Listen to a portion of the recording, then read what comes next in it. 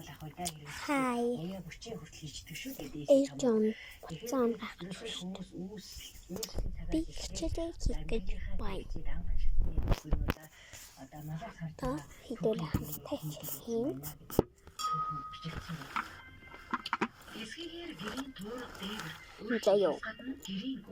Заяа. Давсны урд аяг тавг үеийн хэрэглэх хийг сав гутлын молго төрийн малгай цов оймос торцог зэрэг эзүүсийн лайк дараад subscribe дараарай. Хонхоо дараад намайг дагаарай. Доор коммент хэдгээр ингээ бичээрэй. Би дөрөвдүгээр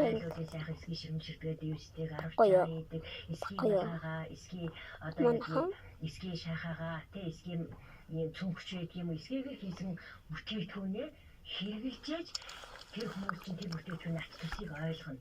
Тэгээд цаашдаа ингээд дамжуулж хөгжүүлж явах хэрэгтэй юм гэж үздэг байхгүй. Тийм учраас багаас нь хүүхдүүдэд ер нь энэ өв соёл талаасаа энэ өв соёлыг сурталчил зааж өгдөг байх хэрэгтэй. Тэрний тулд бол одоо ээж аауд нь одоо багш нар ч гэдэг юм уу энэ сайхан өв соёлоо эхлээд сурталчлах хэрэгтэй. Тэгжээж биднээс энэ хойш үйсэн хүүхэд багчууд маань соёлоороо бахархдаг. Монголчуудын 5 хошуу мал амгалан 4 удирдлагын цагаагаар тохируулан бэлчээрийн солонгыг даган амьдарч байсан үйлдэлчин малчмаар дүмний амьдрах ухаан юм.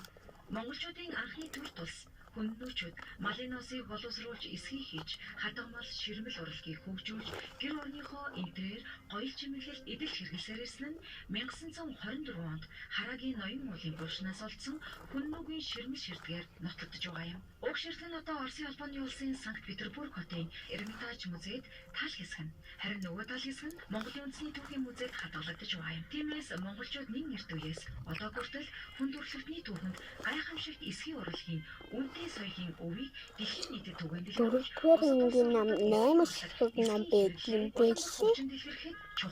Та нар хэддүгээр анги хэдэн номтойгоо бичээрэй. Та нарт намаа өгсөн үү?